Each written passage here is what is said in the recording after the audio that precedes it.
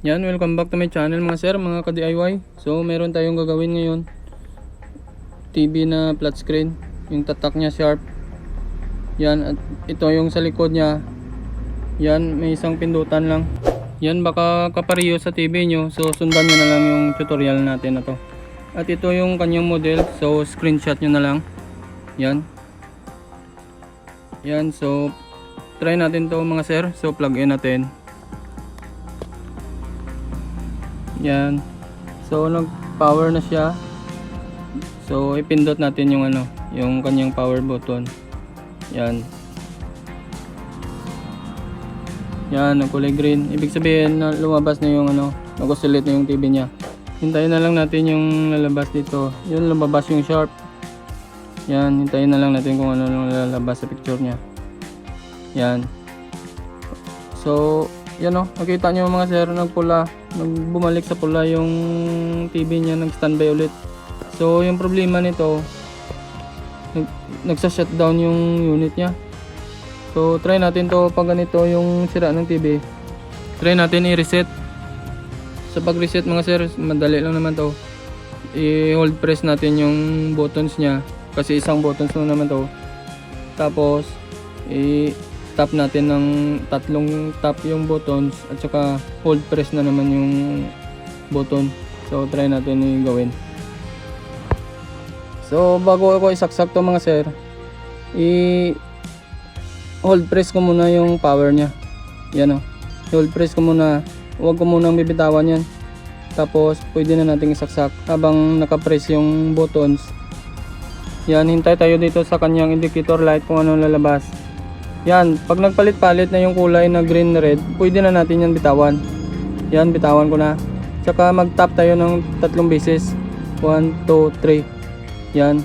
Tsaka bitaw ulit. Pagtapos ng 1, 2, 3, bitaw ulit. Tsaka i-hold press na naman natin yan.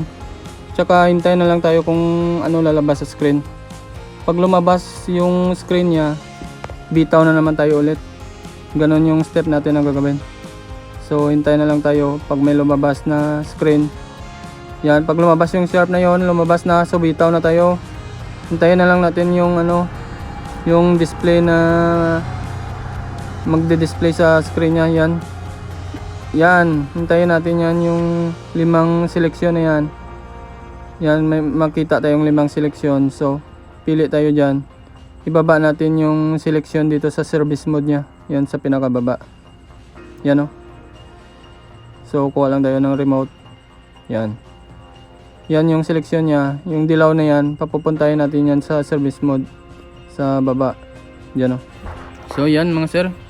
Bali yan yung seleksyon niya. Yung papuntahin natin yan sa service mode.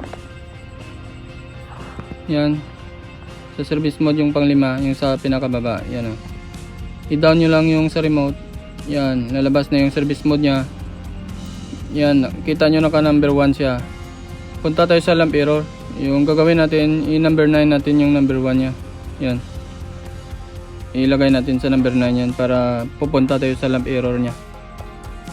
Bali, tanggalin natin yung lamp error nya. Yung protection ba. Yan. Diyan na tayo sa number 9 nya. Diyan na yung lamp error reset nya. So, select natin yung lamp error reset na. Ilagay natin sa 0 yan. Lagay natin sa 0. Ibaba muna natin yung seleksyon nya. Yan sumubra. Yan. Lagay natin yan. Gagawin natin yung 0 yung lamp reset nya. Gagawin natin 0. Yan. Saka yung makikita nyo yung lamp error stop nya.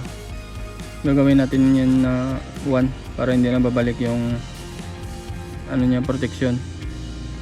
Yan. Gagawin nating 1. Yan. So pag nasundan nyo yan mga sir, madali lang naman. Try natin i-off to yung unit, i-bunutin. Sa pag off nito mga sir, kailangan bunutin. Wag na natin i-off sa remote. Pag ganito yung natin, yung pagre-reset. Yan. Diretso lang tayo tanggal ng plug. Yan. Tsaka hintayin na lang tayo ng about mga 10 seconds to 15 seconds bago natin isaksak. Yan. So saksak natin. Yan. Yan, pwede na yan. Saksak natin.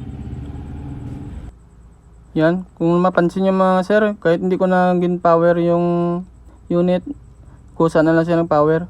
Yan. So lumabas na yung logo niya. Hintayin na lang tayo ng picture niya. Yan. So lumabas na yung picture niya. Ibig sabihin, goods na mga sir, yung ginawa natin na procedure. Yan. Yung sa pag-reset lang naman ito sir, yung unang gagawin bago magsaksak, naka-hold press na yung power. Tsaka tap na 1, 2, 3 na tap. Tsaka hold press na naman. Lalabas na yung 5 seleksyon niya kanina. Yun, madali lang sundan yun mga sir. Lalagay nyo lang sa service mode na sa baba.